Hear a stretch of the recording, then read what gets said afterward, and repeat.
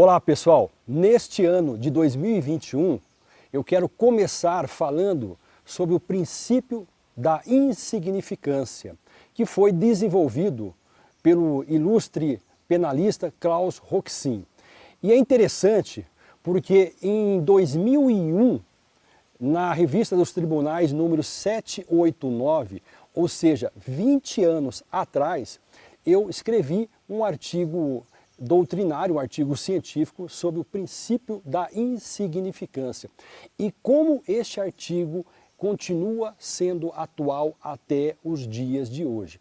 Muito bem, o Roxin falava que para se provocar o ius puniendi, o direito de punir do Estado, era preciso que o bem jurídico que é tutelado pelo direito penal fosse analisado concretamente, de forma sistêmica do direito penal com os demais ramos do direito.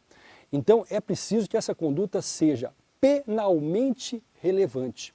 Isto é o que também ele chama de princípio da ofensividade.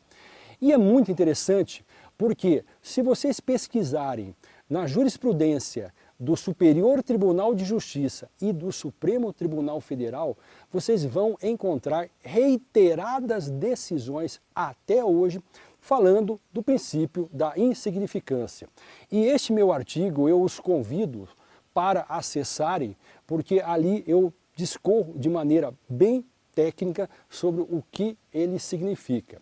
Mas em suma, é preciso que isto seja analisado no caso concreto pelas autoridades responsáveis pela persecução criminal. No entanto, atenção, a autoridade policial ou delegado pode deixar de investigar invocando o princípio da bagatela, o princípio da ofensividade? Não. A autoridade policial tem a função apenas de investigar. Portanto, diante de um fato teoricamente criminoso, deve-se instaurar o inquérito policial, o termo circunstanciado de ocorrência, seja lá o que for, e depois isso deve ser encaminhado ao Ministério Público. O Ministério Público pode avaliar o princípio da bagatela, o princípio da ofensividade, o princípio da insignificância? Deve. Aí sim, porque o Ministério Público é o autor da ação penal. E aí o Ministério Público não pode provocar o Estado em algo que não há uma relevância penal. O juiz pode analisar, pode valorar o princípio da insignificância? Deve.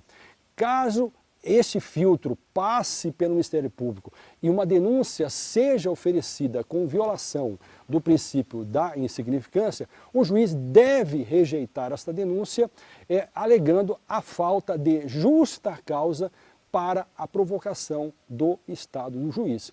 E esses institutos hoje estão muito ligados à questão de uma análise concreta, como eu falei, uma noção da teoria da ação, uma visão constitucional e análise hoje da criminologia crítica, da política criminal, que vai conduzir não mais a um positivismo keyesiano, mas sim uma análise concreta, como eu falei, que deve ser feito em caso concreto. Então é isso aí, acessem esse meu artigo e mais detalhes estão na descrição deste vídeo. Um abraço a vocês.